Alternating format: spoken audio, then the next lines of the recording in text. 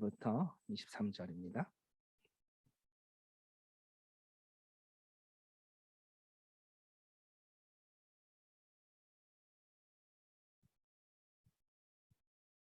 또 이르시되 사람에게서 나온 그것이 사람을 더럽게 하느니라.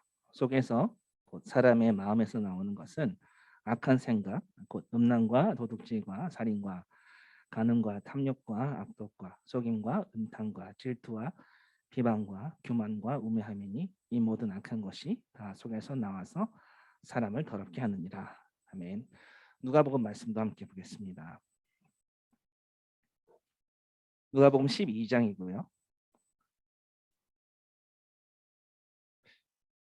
아까는 19, 20, 21절 읽었었는데 조금 앞에서부터 읽도록 하겠습니다. 13절서부터 읽도록 하겠습니다. 무리 중에 한 사람이 이르되 선생님 내 형을 명하여 유산을 나와 나누게 하소서 하니 이르시되 이 사람아 누가 나를 너희의 재판장이나 물건 나누는 자로 세웠느냐 하시고 그들에게 이르시되 삼가 모든 탐심을 물리치라. 사람의 생명이 그 소유에 넉넉한 데 있지 아니하니라 하시고 16절 또 비유로 그들에게 말하여 이르시되 한 부자가 그 밭에 소출이 풍성하매 심중에 생각하여 이르되 내가 곡식 쌓아둘 곳이 없으니 어찌할까 하고 또 이르되 내가 이렇게 하리라 내 곳간을 헐고 더 크게 짓고 내 모든 곡식과 물건을 거기 쌓아두리라. 또 내가 내 영혼에게 이르되 영혼아 여러 해 쓸 물건을 많이 쌓아두었으니 평안히 쉬고 먹고 마시고 즐거워하자 하리라 하되 하나님은 이르시되 어리석은 자여 오늘 밤에 내 영혼을 도로 찾으리니 그러면 내 준비한 것이 누구의 것이 되겠느냐 하셨으니 자기를 위하여 재물을 쌓아두고 하나님께 대하여 부요하지 못한 자가 이와 같으니라. 아멘. 오늘 말씀 마가복음 7장 말씀과 누가복음 12장 말씀이 딱히 연관성이 없어 보이긴 하죠. 네, 근데 한번 어떤 말씀으로 주님께서 연결해 주시는지 같이 들어보도록 하겠습니다. 지난 시간에 우리는 지난주에 마음은 내게서 멀도다라는 주님의 안타까운 음성을 들었습니다. 그래서 주님이 우리의 마음을 그토록 원하셨던 부분을 우리가 같이 주님의 마음을 느끼며 또 깨닫고 함께 헌신하는 시간 가졌었습니다. 예배자의 마음과 그 고백이 서로 다를 때 헛된 예배라고 지난 시간에 그런 말씀을 나눴었는데요. 오늘 이 시간은 여러분의 마음과 여러분의 이 외침, 우리 아까 찬송하면서 열심히 외쳤죠.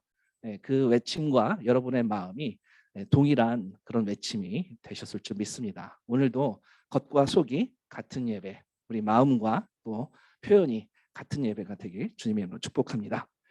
네, 주님께서 우리의 마음을 애타게 찾으시는데요. 오늘도 사실 마음에 대한 이야기입니다. 오늘도 마음에 대한 메시지인데요. 네, 사람의 마음입니다. 지난 시간 본문 다음에 이어지는 그 후속 대화에 이런 말씀이 있어요. 주님께서 이제 비유로 마가복음 7장 15절에 비유로 말씀을 이어가시거든요. 무엇이든지 밖에서 사람에게로 들어가는 것은 마가복음 7장 15절에 능히 사람을 더럽게 하지 못하되 16절 사람 안에서 나오는 것이 사람을 더럽게 하는 것이니라 라는 말씀이 있습니다. 얼마나 마음이 우리의 겉모습과 멀고도 먼지에 대해서 이야기했었는데요. 그 말씀을 더 구체적으로 하시려고 실제로 예시로 꺼내신 부분이 뭐였죠? 고르반이었었어요. 고르반. 네, 고르반은 다시 한번 설명드립니다. 예수님께서는 고르반이라는 전통으로 하나님의 말씀을 폐하였다라고 선포하셨었는데요. 하나님의 뜻을 유대인들이 이기적으로 사용해서 부모님을 마치 돌보지 않아도 된다라는 그런 위장을 하기 위해서 고르반했었던 경우를 말씀드렸었습니다. 당시에는 하나님께 많이 헌신한 백성들을 위해서 그 지역 공동체가 그 마음을 보고 또 고르반이라고 했을 때 같이 돕고 또 부모도 같이 공동체에서 돕고 했었었는데요. 그런데 그 하나님의 이 말씀은 내 부모를 공경하라는 그 율법의 말씀은 사실 지키고 싶지 않았던 그런 내면의 마음이 있었던 거죠. 그래서 당연하게 내 부모를 공경하고 당연한 일이지만 어쩔 수 없이 못했을 경우를 대비해서 마련한 고르반이라는 제도를, 그런 고르반이라는 전통을 부모를 또 돕지 않고 케어하지 않기 위해서 악용하면서 말씀을 폐하였다라는 이야기였었습니다. 주님은요 그 부패한 마음을 꼬집었어요. 유대인의 부패한 마음을 꼬집으셨습니다. 하나님을 최고로 사랑한다는 그 사람들 그 마음 안에 얼마나 부패한 그런 마음들이 가득 차 있는지 꼬집었었는데요. 죄송합니다. 결국 그 위선을 꼬집었었습니다. 적나라하게 그 위선을 밝히시는데요. 정결법과 관련해서 쭉 이야기하시다가 주님께서 꺼내신 이야기였었어요. 정결법을 너희들이 아무리 지킨다 해도 그 마음의 부패함이 어떤지를 낱낱이 드러내신 겁니다. 그 속에 있었던 마음을 주님께서 21절에 쫙 나열하세요. 거기에 그 마음의 악한 생각들을 쭉 나열하시는데 뭐라고 되어 있죠? 음란, 도둑질, 살인, 간음, 탐욕, 악독, 속임, 음탕, 질투, 비방, 교만, 우매함 계속 나열하십니다. 사람의 마음에 있는 악한 생각 중에 많습니다. 한두 가지만 살펴봐도 다른 모든 마음들이 어디에서 비롯됐는지를 볼 수 있을 것 같아서 저는 특별히 탐욕하는 마음에 대해서 조금 살펴보려고 합니다. 이 하나를 보면 아마 다른 것들이 어디에서 출발했는지를 알 수 있을 것 같고요. 그 부패가 무엇인지 우리에게 시사하는 바가 있습니다. 이 부분을 이해하는 좋은 예시가 사실은 누가복음 오늘 두 번째 본문 말씀이에요. 그게 누가복음 12장에 나오는 한 부자 비유였습니다. 누가복음 12장에 나오는 한 부자 비유는 이런 얘기입니다. 아까 우리 함께 말씀 들어서 잘 아시겠지만 한 번 더 말씀드리자면은 어떤 사람이 자기 형과 유산을 나누는 일에 다툼이 되었습니다. 형이 유산을 더 많이 차지했던 것 같아요. 그래서 동생이 정의를 베풀어 달라고, 공평하게 해달라고 주님께 찾아오지요. 유산을 나누게 해달라고, 공평하게. 그랬더니 주님은요, 내가 너희의 재판장이냐, 물건 나누는 자로 세웠느냐라고 말씀하십니다. 자, 누가복음에서 예수님께서 이 유산을 정확하게 판단해 주시기를 원하는 이 사람 때문에 결국 한 부자 비유가 나오게 되는 거거든요. 근데 이 사람부터 한번 볼게요.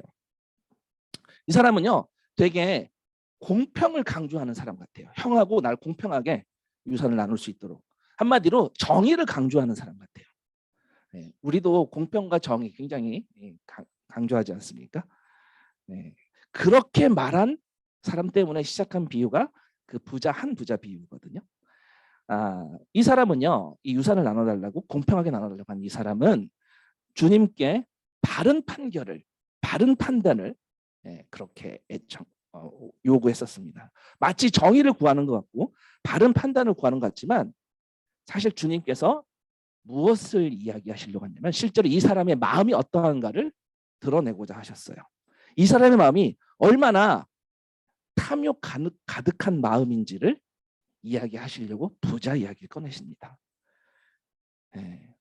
어떻게 보면은 이 정도의 사안을 가지고 어떻게 탐욕스러운 사람이라고 그 비유까지 돼가면서 완전히 폭로하시는지 우리는 그렇게 생각할 수 있거든요.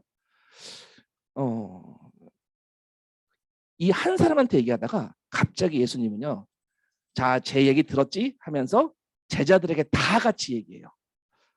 정말 공개적으로 창피를 주는 것 같은 느낌이거든요. 굉장히 여러분들이 만약에 한번 생각해 보세요. 내 친구랑 혹은 뭐 내 동생이랑 혹은 누구누구랑 같이 어떤 일을 함께 하다가 불공평하다고 생각된 일이 있어서 그걸 어떤 선생님이나 어떤 리더한테 가지고 가는 거예요. 좀 공평하게 해주세요. 이거 너무 불공평합니다. 제가 많이 피해보는 것 같아요. 라고 하는데 갑자기 예수님은 자, 내가 제 얘기 해줄게. 제가 어떤 마음인지 하면서 다른 사람들한테 다 얘기를 해요. 와, 이거는 좀 저라면 굉장히 힘들었을 것 같아요. 마음이. 어쨌든 주님이 왜 이런 이야기를 하셨느냐? 그 사람 안에 무엇이 있는지, 얼마나 부패한지를 이야기하고자 하는데요. 사실 듣는 모두가 다 부패하다라는 이 말씀하시고자 하는 거예요. 그 사람 한 사람뿐이 아니라. 사실 그 기준으로 보자면 유산을 또 정확하게 나눠달라는 그런 거 가지고 주님이 이 정도 비유까지 들어가면서 우리들에게 가르치려고 한다면 그 정도라면 사실 우리는 너무나 많은 부분에서 예수님한테 지적을 당할 것 같은 생각이 확 드는 거 있죠.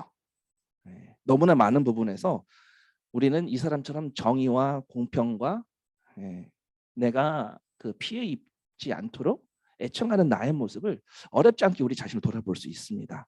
피해가 생겼을 때 내가 마땅히 받을 것을 못 얻고 오히려 손해가 되었을 때 주님께 그때 뭐라고 기도하시고 싶으세요? 내가 마땅히 받아야 되는데 받지도 못하고 손해만 났어요. 주님께 어떻게 기도하시겠어요?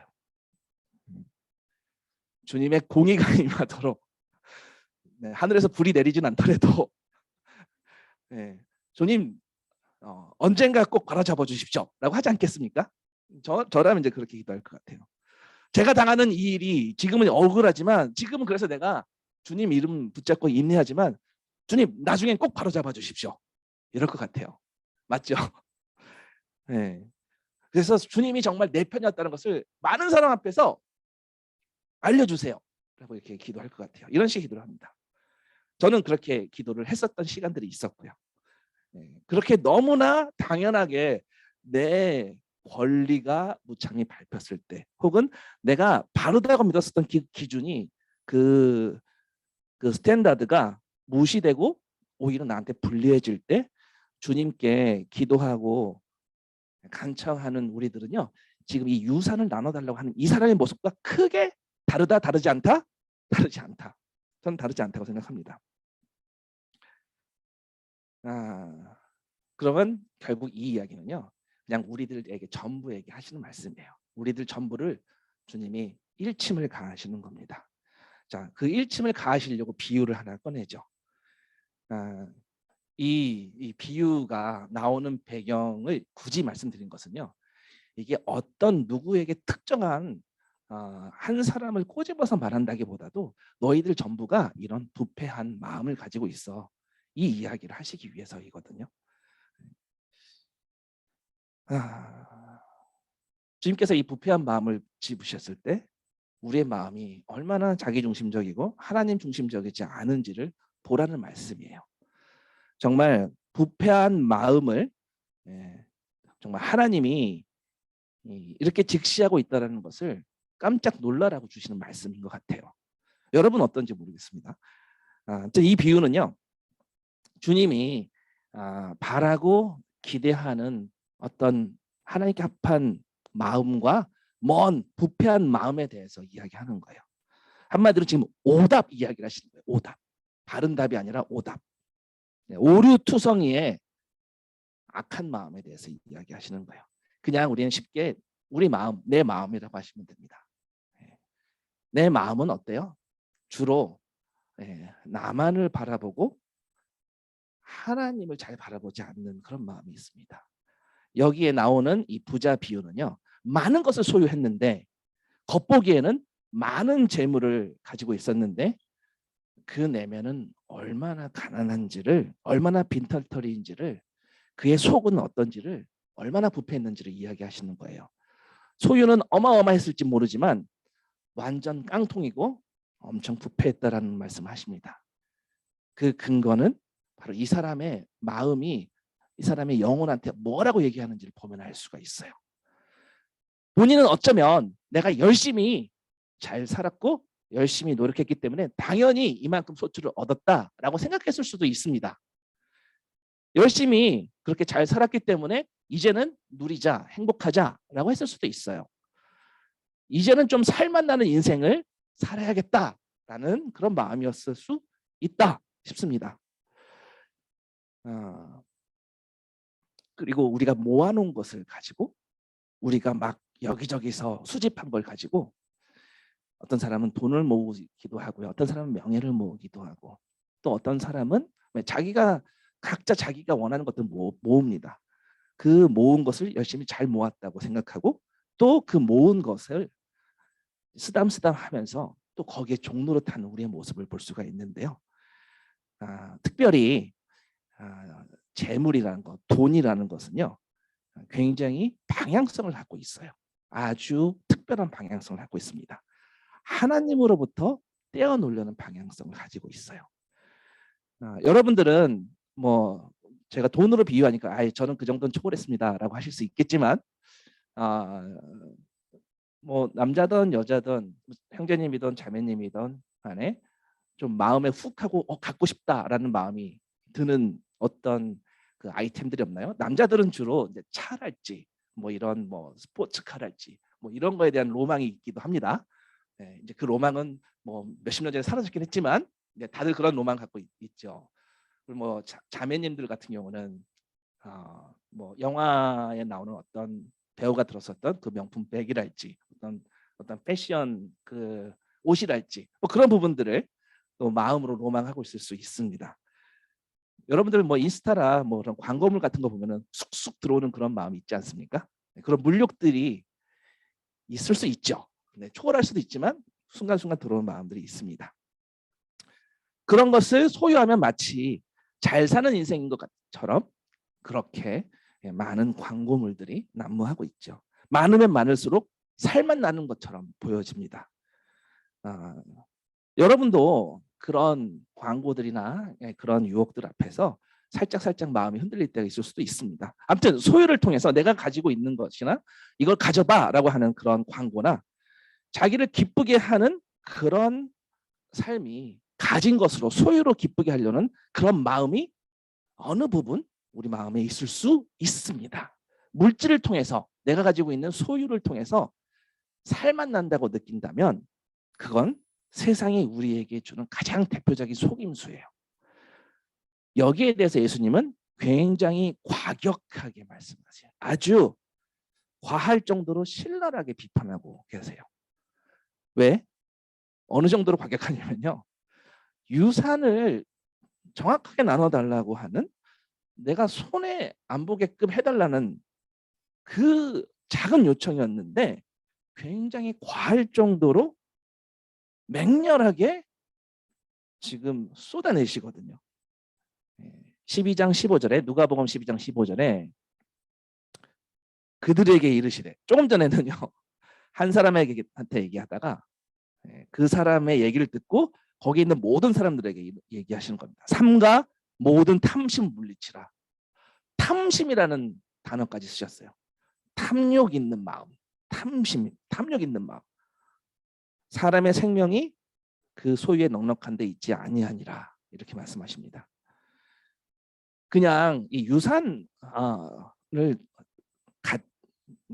공평하게 나눠달라고 한 것은요. 그냥 손해를 모면하려는 정말 우리 같으면요. 정당하다고 주장하는 것이거든요.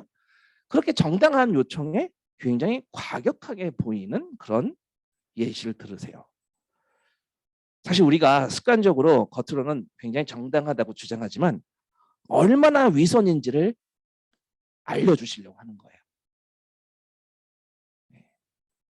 우리의 삶을 우리 스스로 판단해 볼 때, 측정해 볼 때 우리가 중요한 건 뭐냐면요. 우리가 얼마나 많이 갖고 있나 보다 사실 우리의 마음이 얼마나 예수 그리스도로 부요한지가 제일 중요한 척도거든요. 하나님의 보시는 부요하면은요. 우리가 엄한 것으로 많은 것을 소유하기보다도 우리의 영혼을 부욕해 하고 정말 살만 나는 삶은요. 하나님과 하나님이 보내신 자 예수 그리스도를 아는 것이라고 그것이 영생이라고 요한복음 17장 3절에 분명하게 말씀하셨어요. 영생은요. 우리의 생은요. 우리의 라이프는요. 뭐라고요? 주님을 아는 것이 있지 결코 무언가를 소유하고 가진 것을 우러러보는 게 아니라고 했습니다. 아무튼 그래서 예수님은 이 부자 비유를 들어 말씀하세요. 16절에 그러면서 비유로 쭉 말씀하세요. 한 부자가 그 밭에 소출이 풍성한데요. 그것을 보고 곡식 쌓아둘 곳이 없으니 내가 곡간을 더 지어야겠다. 어떻게 보면은요, 내가 경제 생활을 하다가 매출이 많아져서 창고 좀 늘리는 거거든요. 안 그런가요? 맞습니다. 이런 거를 주님이 짚으셨나요? 저는 그렇게 보지는 않아요. 밭의 소출이 풍성하다. 소출이 풍성한 거, 매출이 풍성한 거. 막 매출이 막 올라가면 잘못된 건가요? 잘못된 거 아니에요. 아닙니다. 절대 잘못된 거 아닙니다. 사업이 잘 되고 돈이 많이 들어오고 풍성해지는 게 절대 잘못된 건 아니에요. 우리가 하는 일이 번창하는 게 그 잘못이 아니에요. 네.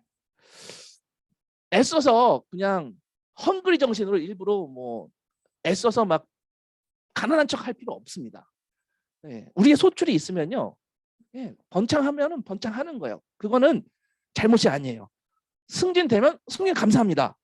그렇죠? 열심히 한 결과 보너스도 받고 연봉도 추가로 받았다? 감사합니다. 소출이 많아지고 매출이 많아지고 연봉이 많아지고 한 건 결코 잘못된 게 아니에요. 내 인생에서 각자가 투자하는 부분들이 있을 거예요. 그게 어떤 자기가 일에 투자하든 어떤 사업에 투자하든 누군가에게 펀딩을 하든 펀딩을 받든 그게 뭐든 어떤 투자든 그게 그 투자가 몇 배가 돼서 불어나건 대박나건 그 자체가 문제가 있는 게 아니에요. 지금 부자가 소출이 많다고 해서 하나님으로부터 어리석은 자라고 평가받은 게 아니에요. 하나님은요, 우리가 살아가는 이 세상 가운데서 이런 부자들, 사업가들, 투자가들, 풍성한 소출이 있는 열매를 많이 맺는 전문가들, 자신의 목적으로 하나님의 목적을 위해 하나님의 일정 가운데 포함시킬 때가 많습니다. 저는 이 비유에서 하나님께서 말씀하시는 어리석은 악한 모습은요, 이 소출과 매출과 이런 부분에 있는 게 아닙니다. 그렇다면 도대체 왜 이 부자가 어리석은 자라고 불렸는지요? 왜 그랬나요? 이게 어리석다라는 것은요, 사실은 어느 정도로 어리석냐면은 여기는 진짜 욕설처럼 저주를 말씀하시는 거예요. 여기는 이 어리석은 자라고 해서 굉장히 마일드한 표현이잖아요. 아주 강력한 저주를 포함하고 있는 어리석다라는 표현이에요. 왜요? 이 사람은 어리석어서 결국 자신의 영혼과 생명을 잃었어요. 멸망됐어요. 저주받은 거예요. 하나님 뭐라고 하셨어요? 어리석은 자여 오늘 밤에 내 영혼을 도로 찾으리니 너는 지금 망했다예요. 그러면 내 준비한 것이 누구의 것이 되겠느냐? 그 부자는 그냥 어리석은 게 아니라 저주받아 멸망을 당할 만큼 어리석다였어요. 왜요? 왜요? 왜냐하면 이 부자는요, 자신의 소유를 통해서, 자신의 부유함을 통해서 하나님께서 주신 이 부를 사용해서 하나님이 얼마나 가치 있고 얼마나 소중한 분인지를 알리지도 않았을 뿐더러 그 부를 사용해서 본문에 보면 하나님께 대하여 부여하지 않았다라고 해요. 하나님께 대하여 부여하지 않았다라고 합니다. 이 부분 조금 이따 살펴볼 거예요. 약간은 좀 문맥상 맞지 않는 표현이거든요. 하나님께 대하여 부여하지 않았다. 영어 표현을 보면 toward God, 하나님께 대하여 toward God이라고 되어 있어요. 이 부분 좀 이따 설명드리겠습니다. 이 부자가 한 일은요, 계속해서 매출이 늘어나니까 창고를 더 늘려갔어요. 더 큰 곡간을 지었습니다. 곡간이 늘어나고 경제 규모도 늘어나고 저는 이거는 오케이, 나쁘지 않아요. 나쁜 게 아닙니다. 괜찮을 수도 있습니다. 근데 이 곡간을 통해서 하나님께서 진정한 최고의 소유, 주님만이 나의 최고의 소유입니다 라는 것을 드러내기 위한 매출이 아니고 소출이 아니고 자기를 위한 소출이었어요. 자기를 위한 소출. 내가 소유한 그 어느 것보다 가장 값진 소유는 예수 그리스도라는 것을 알려주는 목적이라면 그 소출은 너무나 귀한 소출입니다. 확장되는 사업의 규모가 문제가 아니에요. 문제는 그가 어떤 말을 했는지를 보시면 알 수 있습니다. 그의 말에 드러난 그의 마음이 있거든요. 19절. 또 내가 내 영혼에게 이르되 스스로에게 얘기하는 거예요. 영혼아, 여러 해 쓸 물건을 많이 쌓아두었으니 평안히 쉬고 먹고 마시고 즐거워하자. 네, 자기한테 얘기합니다. 자기를 위해서 이야기하는 거예요. 이 부자가 자기가 가지고 있는 소유와 이 부를 사용하려는 목적은 지금 오로지 자기예요. 자기한테만 이야기하고 있어요. 그가 가장 값지게 여긴 것이 무엇이냐면 그에게 가장 소중한 일이 그의 말에 나와 있어요. 편안하게 먹고 마시고 즐기고 행복한 것이었어요. 이걸 극대화하기 위해서 자기의 곡간을 늘려가기 시작합니다. 그게 잘 사는 인생이야 라고 생각했던 것이죠. 그렇게 마음속으로 생각합니다. 이 사람은요, 재물을 모았습니다. 그리고 자신의 재물 창고에다가 자기가 모아놓은 소출들을 계속 쌓아갔어요. 여러분들도 여러분들의 곳간에 보물 상자에 여러분이 생각하는 보물들 하나씩 모으면서 살아오셨습니다. 모으는 게 나쁜 게 아니라고 했어요. 뭐가 중요하다고요? 그것이 나를 위한 것인지 자기를 위한 것인지 아니면 하나님께서 주신 목적을 위한 것인지. 그냥 안락하고 잘 먹고 잘 살고 잘 즐기고 행복하자. 이것이 이 부자의 인생 가치관이었어요. 이것 때문에 사업의 규모를 확장하고 더 투자하고 돈도 벌고 스펙도 쌓고 이렇게 한 거죠. 그게 잘 사는 삶이라고 믿었습니다. 그리고 그 곳간의 재물이 자신이 믿었던 자신의 이 행복한 삶을 가능하게 만들 수 있는 거라고 굳게 믿었어요. 안락한 환경, 좋은 음식, 멋진 카페, 행복한 나의 필링, 그렇게 사는 것이 멋져 보이는 자타가 공인하는 그런 삶. 그것이 다 자기를 위한 것이었어요. 뭐가 문제일까요? 뭐가 문제죠? 만약에 우리가 하나님 앞에 서는 날이 없다면 하나도 문제가 없습니다. 하나도 문제 없죠. 한번 죽고 끝이면요, 이 땅에서의 삶을, 이 땅에서의 행복을 maximize, 완전히 최대한 끌어서 행복하게 살아야겠죠. 근데 고린도전서에는 죽은 자가 다시 살아나지 못한다면 내일 죽을 터이니 먹고 마시자라는 이야기가 있습니다. 그게 사실이라면. 근데 고린도전서의 바울은 부활의 삶을 이야기하고 있어요. 이 땅의 삶이 전부라면 여기서 최대한 행복해야죠. 그러나 그렇지 않습니다. 이 부자는요, 자신의 재물을, 자신의 보물을 자신이 소중하게 모은 것을 다루는 방식이 아주 심각하게 잘못되었어요. 자기에게 주어진 소유를 통해서 그 소유와 비교할 수 없이 더 값진 분을 보여주는 방식이 자기에게 주어진 소유를 갖고 소유를 통해서 드러나는 방식이 아니라, 다른 말로 하자면 하나님을 가장 귀한 분으로, 가장 영광스러운 분으로 나타내는 방식으로 자신의 소출을 쓴 것이 아니었다라는 거예요. 이 모든 것 위에, 나의 모든 소출과 내가 주님께서 받은 모든 것 그 위에 하나님을 더 소중히 여긴다는 것을 보여주는 방식이 없었어요. 그리고 그것이 없고 자기를 위한 소출과 매출이었습니다. 결국 자신이 가진 능력과 소유를 하나님 나라를 위해서 주님께서 기뻐하시는 방법으로 사용하지 않았다는 거죠. 핵심 결론은 21절이에요. 21절. 자기를 위하여 재물을 쌓아두고 하나님께 대하여 부여하지 못한 자라고 했습니다. 하나님께 대하여 부여하지 못한 자. 사실 여기 하나님께 대하여 부여하지 못한 자가 하나님께 대하여가 사실은 하나님으로 향하여예요. toward God이거든요. toward God. 하나님을 향하여 하나님 쪽으로 부여하지 못했다. 이게 무슨 말일까요? 조금 의미가 이상하긴 합니다. 보면은 앞에 나온 말과 반대말일 거예요. 자기를 위하여 재물을 쌓아두는 것과 하나님께 대하여 부여하지 못한 것은요, 같은 말이겠죠. 자기를 위하여 재물을 쌓아두는 것이 결국 하나님께 대하여 부여하지 못한 것. 하나님께 대하여 부여한 건 뭐예요? 그러면 자기를 위하여 재물을 쌓지 않는 것이겠죠. 정반대일 거예요. 자기 스스로가 하나님을 위해서 스스로 나는 하나님을 위해 만들어진 존재라는 것을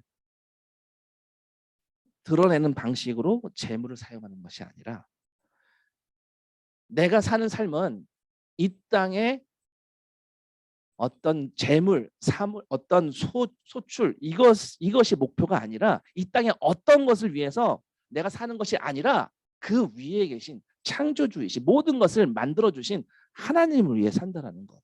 그것이 드러나지 않았기 때문입니다. 그것이 하나님 쪽으로 향했는지 toward God 내 마음이 나의 모든 것이 다 하나님 쪽으로 다가갔는지 아니면 소출로 자기 재물로 자기 보물로 향했는지 자기가 모아온 곳을 향했는지 여기에 대해서 짚으시는 거예요. 우리의 마음이 어느 방향으로 향해 있는가에 대한 말씀입니다. 우리의 heart가 우리의 마음이 어느 곳으로 지금 toward 어떤 방향으로 가고 있는지 이 이야기를 하시는 거예요. 우리는 그분께로 달려가야 됩니다. 하나님께 부여한 것은요. 우리의 마음과 우리의 전 자아가 하나님께 달려가는 것을 말하는 거예요. 하나님을 알아가는데 더욱더 달려가고 하나님을 아는 지식에 더 풍성해지고 그게 우리의 마음이 주님께 달려가는 것입니다. 소유의 풍성함이 우리의 마음과 전혀 상관이 없어요. 하나님께 대하여 부여하다는 것은요.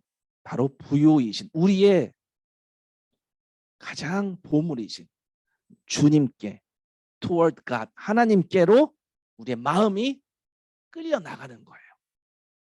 하나님을 향하여 부여하다라는 것은요. 우리의 가장 값진 분, 측량할 수 없는 위대하신 분, 참 하나님이신 우리 예수 그리스도께 나아가는 것을 의미합니다. 하나님께 대하여 부여하다라는 것은요. 하나님을 이 땅의 그 어떤 것보다 그 누구보다 가장 큰 부요로 가장 진정한 보물로 여긴다는 것을 의미합니다. 하나님을 얼마나 값진 분으로 여기고 있는지 보여주기 위해 이 땅의 모든 재물과 이 땅의 모든 것들이 존재하는 것입니다. 그것을 의미합니다. 자신의 재물을 하나님이 말씀하시는 그 목적에 하나님이 사랑하라고 주신 내 이웃을 섬기는데 그렇게 나아가는 것입니다. 여러분들이 가지고 있는 소유와 재물과 여러분들이 가지고 있는 능력과 모든 것들을 자기를 위하여 쓰시나요? 자기를 위해 돈을 벌고 자기를 위해 무언가를 하시나요? 아니면 하나님께 toward God 하나님께 나아가기 위해서 하시나요? 여기서 자기라는 개념을 조금 확장하자면요. 자기는요. 나와 내 가족, 내 자녀 이 모든 것은 다 확장된 자기예요. 자기를 위해 돈을 벌고 나를 위해 돈을 쓰고 나를 위해 돈을 저축하고 하나요? 그 확장된 범위가 내 가족의 바운드를 넘지 않나요? 만약에 그렇다면 오늘 말씀 가운데 주님께서 무엇을 끄집어내시고자 하는지를 보셨으면 좋겠습니다. 그 모든 것들을 가지고 있는데 하나님의 가치를 보여주고 나타내고 알리는 것으로 나아가는 게 아니라면 하나님은 이렇게 말씀하십니다. 어리석은 자라고요. 어리석은 자라고. 어리석은 자라는 게 굉장히 마일드하게 번역됐어요. 굉장히 저주스러운 욕인데요. 뭐 영어로 하자면 A자가 들어가는 A 어쩌고 저쩌고 홀이에요. 정말 심각한 이 욕이거든요. 아주 심각하진 않지만 그 정도 심각한 용어입니다. 네. 하나님께로 나아가지 못하는 것을 하나님 중에서는 이 정도로 멍청하고 어리석다라고 이야기합니다. 바로 그렇게 어리석은 결과 우리 영원히 어리석은 자가 되어서 결국 영혼의 생명을 잃어버린다라는 거예요. 우리도 동일한 길을 걸을 수 있어요. 나도 동일한 길을 걸을 수 있습니다.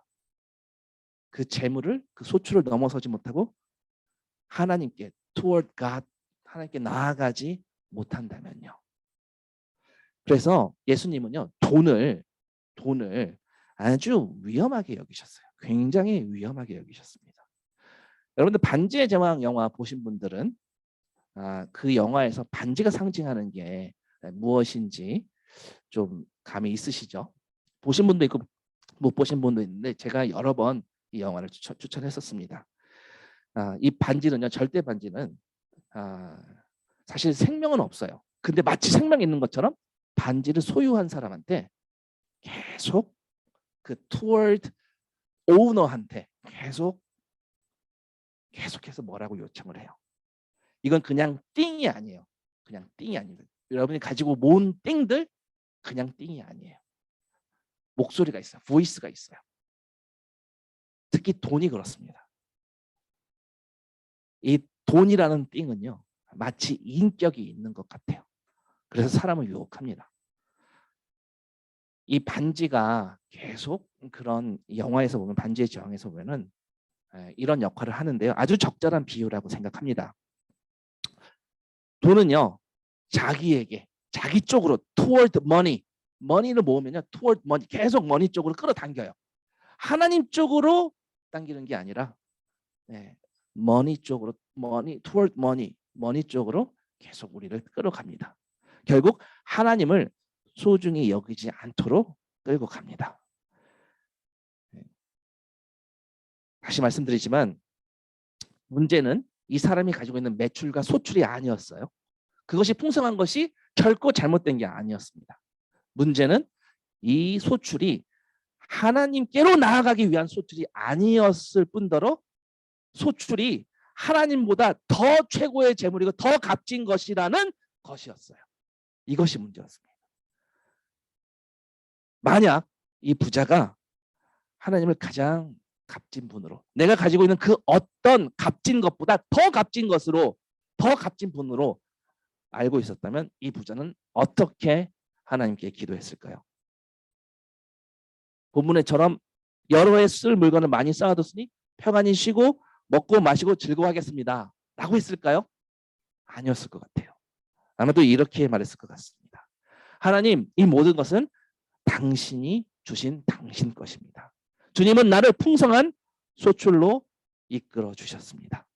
그래서 이 소출이, 그래서 이 비즈니스가, 이 돈이, 이 모든 걸로 당신만이 내 인생의 최고의 보물이고 그 어떤 것보다 가장 소중한 분이라는 것을 표현하게끔 주님 도와주십시오. 그 방법을 알려주십시오. 이 땅에 그 어떤 것보다, 그 어떤 재물보다, 내가 가지고 있는 그 무엇보다 당신이 가장 귀한 분이라는 것을 어떻게 하면 제가 가진 것으로 표현하고 알릴 수 있는지 주님 지혜를 열어주십시오 라는 기도를 했을 거예요. 주님, 제가 가지고 있는 것은 이미 충분합니다. 저에게 영원한 안식인, 나에게 영원한 행복인 예수 그리스도가 있습니다. 저는 그래서 이 땅의 것을 지키기 위해 더 이상 크고 안전한 곳간이 필요하지 않습니다. 더 좋은 집, 더 좋은 차, 더 좋은 음식, 더 좋은 행복, 이런 게 저를 채워주지 못하는 거 너무나 잘 압니다. 우리 이런 고백을 하게 될 겁니다. 이런 기도도 할 것 같아요. 하나님이 풍성히 주신 소출을 가지고 이 풍성함을 함께 나누며 주님 주신 사람들과 함께 섬기며 그들을 섬기며 지내고 싶습니다. 베푸는 것이 가장 큰 축복입니다. 그 축복을 주님 주시옵소서. 주는 것보다 받는 것이 복이 있도다라고 주님 말씀하셨기 때문에 저는 그 주님의 말씀처럼 그 풍성함을 나누어주고 섬기고 베풀기 원합니다 라고 기도할 것 같습니다. 마지막으로 한 가지만 더 말씀드리고 마치겠습니다. 지난 시간에 이어서 오늘 계속 마음에 대해서 이야기하고 있어요. 마음에 대해서. 특별히 우리의 부패한 마음에 대해서 이야기하고 있습니다. 유산을 나눠달라고 했는데요. 결국 주님은 이 사람 안에 있는 부패한 마음을 끄집어내셨어요. 우리도 열애가 아니에요. 우리도 이 부패한 마음에 한 사람도 열애가 없습니다. 부패한 마음은 다른 말로 바꾸자면 오늘 부자의 비유처럼 자기를 위한 마음이에요. 여러분들 썩었다라는 것이야 다른 게 아니에요. 자기를 위한 거, 나를 위한 거. 그것이 하나님 보시기에 부패함. 왜요? Toward God. 하나님께 가야 되는데 내가 모은 것으로 가져가고 있었어요. 내가 가지고 있는 거. 이것도 철저하게 자기에게, 자기를 위한 것이었어요. 그것이 탐심이라는 것입니다.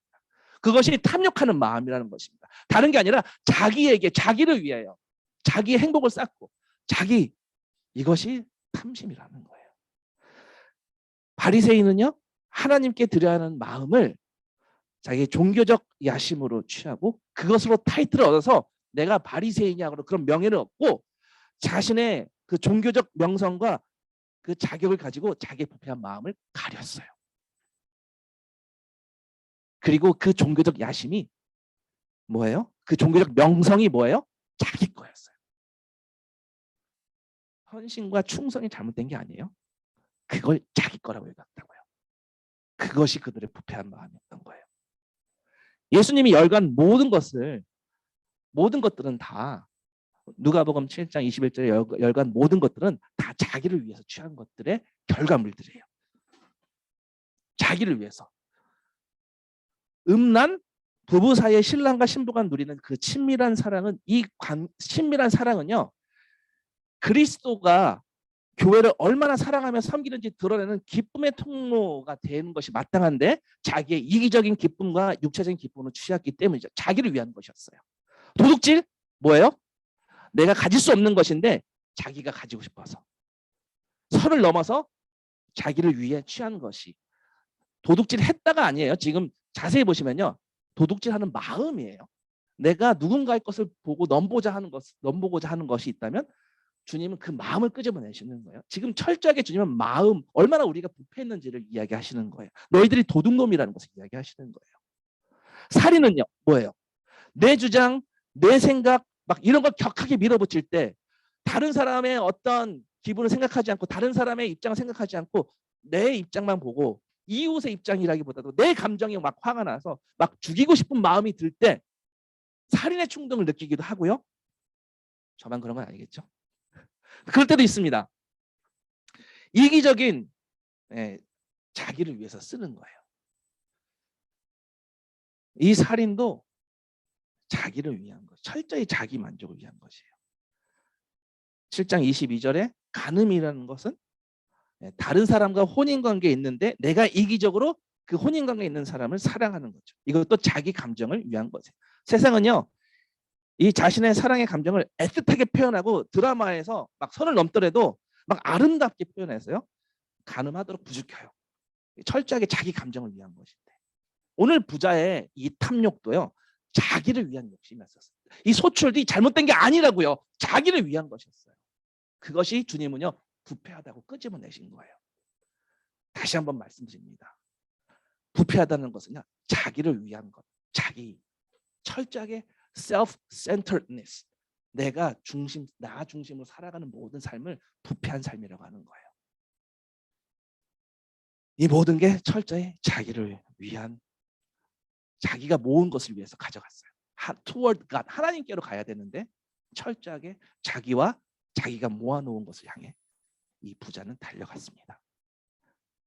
하나님께 가져가는 게 아니었었습니다. 철저히 자기를 위해서. 재물도 내가 가지고 있는 모든 자원들을 다 그렇게 자기를 위해 썼기 때문에 이 부패한 이 부자가 어리석은 자였습니다. 우리는 사실 이 부자를 욕할 수가 없어요. 왜요? 우리 역시도 자기 거, 우리가 모아놓은 거, 내 바운더리 안에 있는 것들만 바라보고 있어요. 우리가 모아놓은 것에 거기에 종노릇하고 있습니다. 예수 믿기 전이나 예수 믿은 다음이나 이 뿌리 깊은 철저한 이 뿌리 깊은 자기중심적 욕구와 자기중심적 목표 이렇게 사는 것이 여전히 우리 마음속에 뿌리 깊이 들어와 있어요. 잘 안 떨구어져요. 7월 7일 매일 성경 말씀에 이런 내용이 있었거든요. 완전한 대로 나아가라. 우리는 어쩌면 아직 젖먹이일 수도 있다라는 내용의 이야기였었습니다. 여전히 초보 젖먹이 상태에 않은지, 그러면서 주식이나 부동산, 좋은 직업, 연봉, 스펙 쌓기에는 고급 정보를 다 거머쥐고 또한 취미생활과 인스타 라이프를 위해 사는 시간과 돈을 아끼지 않고 살아가는데, 자기를 위해서는 열심히 살아가는데 아직 나아가지 못한 부분에 대해서 7월 7일 매일 성경 말씀에서 좀 젖먹이 신앙이라고 끄집어낸 적이 있었어요. 우리는 자기를 위한 삶은요, 돈 들여서 배워서 막 쌓아나가고 합니다. 근데 하나님께로 나아가는데 풍성한 삶을 살기에는 굉장히 꺼려합니다. 사실 이 말씀을 보면서 7월 7일 매일 성경 말씀을 보면서도 아멘 했는데요. 오늘 그날 또 돌아서면요, 그 다음날 보면요, 또 연약한 모습 가운데 또 자기를 위해 달려나가는 모습을 목도하게 됩니다. 절망스러워요. 아무도 이 부자의 비유에서 자유롭지 못합니다. 새 사람이 되었는데도요. 아직 주님을 몰랐다면 다행이에요. 알고도 이러니까 문제입니다. 여전히 그러니 우리가 소망이 없습니다. 그럼 우리 해결책이 뭔가요? 우리는 철저히 자기를 위해 살고 있는데 이런 절망 가운데 어떤 해결책이 있냐고요. 아무리 해도 이렇게 부패한 마음은 변하지 않는데 늘 하나님 반대쪽으로 toward God이 아니라 하나님 against God 방향으로 계속 가려고 하는 이 마음 어쩌냐고요. 악한 생각, 음란, 도둑질, 살인, 간음, 탐욕, 악독, 속인, 음탕, 질투, 비방, 교만, 우매함, 아무리 말씀을 지키려고 해도요, 우리 바리새인하고 똑같아요. 그 율법을 지키고자, 그 정결법을 지키는 거죠. 그쪽으로 했는데 우리를 진짜 하나님께로 나아가는데 하나도 소용이 없었다면 우리는 이 바리새인과 다를 게 없다는 거예요. 그럼 도대체 어떡합니까? 우리 주님은요, 이런 우리의 부패를, 철저한 자기중심성을 적나라하게 밝히시는데 그 가운데 유대인들에게 정결법 얘기를 하신 거고요. 정결법을 아무리 지킨다고 해도, 율법을 아무리 다 완벽하게 지킨다 해도 우리 마음 안에 있는 부패함이, 자기중심성이 끊임없다라는 겁니다. 그걸 드러내신 거예요. 그 속에 있는 마음을, 자기중심적인 욕구, 목표, 모든 것을 적나라하게 낱낱이 리스트로 다 알려주세요. 절망합니다. 소망 없는 존재입니다. 그런데요, 그래서 우리는 예수님께 나아가는 겁니다. 왜냐면요, 예수님이 모든 율법을 완성하셨습니다. 정결법과 모든 율법이 근본적으로 뜻했던 모든 것들, 율법이 가르치는 모든 목적을 주님이 성취하셨습니다. 완벽하게 완성하셨고요, 선포하셨어요. 다 이루셨다. 그것이 십자가입니다. 우리 그래서 다시 또 십자가로 가는 겁니다. 그리스도의 십자가는요, 우리가 해결할 수 없는 이 철저한 자기중심적인 이 부패한 이 마음의 문제를 아무리 깨끗해지고 싶어도 철저히 나 중심적으로 살아가는 이 인생, 어쩔 수 없는 우리를 완벽하게 다 해결해 주신 곳이세요. 주님은요, 이 십자가로 가시고 주님이 스스로 제물이 되셨고 온전한 제물이 되셨습니다. 자기를 다 비우시고 우리의 부패를 다 짊어지시고 우리의 연약함을 다 아시고 자기의 의로 다 덮어주셨습니다. 우리의 뿌리 깊은 자기중심성을 주님이 겪지 않으신 게 아니에요. 히브리서에 다 겪으셨다고 했어요. 그럼에도 불구하고 죄가 없으신 분이에요. 우리를 위해 그분이 제사장이 되시고 또한 제물이 되셨다는 것이 히브리서 말씀이잖아요. 우리에게 있는 대제사장은 히브리서 4장 15절에 이렇게 이야기하고 있습니다. 우리의 연약함을, 우리의 부패함을 동정하지 못하실 리가 아니요. 아멘. 모든 일에 우리와 똑같이 시험을 받으신 이로되 죄는 없으시니라. 그러므로 그래서 우리는 긍휼하심을 받고 때를 따라 돕는 은혜를 얻기 위하여 은혜의 보좌 앞에 담대히 나아갈 것이니라. 우리 마음 정말로 부패합니다. 바리새인과 다르지 않습니다. 그들이 고르반이라고 했었던 거 우리는 더합니다. 다른 걸로 위장합니다. 하나님의 말씀을 잘 감춥니다. 어리석은 부자, 그가 소유했던 것들, 모아왔던 것들 하나님께로 가지 않고 자기의 마음은 철저히 자기를 위해서 썼습니다. 탐심을 그렇게도 잘 숨기는 자들이 바로 우리들입니다. 그럼에도 불구하고 우리가 낙심치 않고 끊임없이 나아가는 이유는 예수님이 우리의 정결이시고요. 예수님이 그 정결을 완성하셨기 때문입니다. 우리의 고백은 여기에서 또다시 새로 또 출발하는 겁니다. 부패합니다. 우리 겉과 속이 같을 수가 없어요. 절망합니다. 너무나 자기중심적이고요. 그러나 우리는 좌절치 않고 절망치 않습니다. 왜냐하면 우리가 어떤 은혜를 받았는지 우리가 십자가에서 발견했기 때문입니다. 잠시 기도하시면서 우리가 발견한 이 십자가의 은혜에 대해서 주님께 나아갔으면 좋겠습니다. 주님은 우리의 마음을 애타게 찾으시고 계십니다. 우리 여전히 부패하지만 그럼에도 불구하고 toward God, 하나님 쪽으로 여전히 초청하십니다. 여러분 오늘 주님의 초청에 여러분 또 아멘 했으면 좋겠습니다. 알아요. 내일 가면 또 오늘 헌신했었던 걸 다 까먹고 또 부패한 그 상태로 자기중심적으로 살아갈 거 합니다. 우리 부족합니다. 연약합니다. 그러나 주님이 우리의 연약함을 동정하지 못하실 리가 아니라고. 우리와 똑같이 모든 시험을 다 받으셨는데 지금 죄가 없으셔서 주님의 그 의로움으로 우리를 다 덮어주셨다고 했습니다. 그러므로 우리 은혜의 보좌 앞에 담대히 나아갔으면 좋겠습니다. 제자리에 걸음할 때도 있습니다. 아직도 여전히 젖먹이 같은 모습이 있습니다. 헛되이 신앙하는 것 같습니다. 외적인 타이틀은 나는 목사, 나는 누구누구, 그렇지만 실제는 너무나 괴리감에 가득합니다. 마음이 부패하다 보니 결국 모든 게 자기가 쌓은 건 줄 알고 그렇게 어리석은 모습은 나갑니다. 우리 모든 것, 연약한 것들 다 주님 앞에 고백하시고 그럼에도 불구하고 은혜의 보좌 앞에 담대히 나아갔으면 좋겠습니다. 기도하시겠습니다.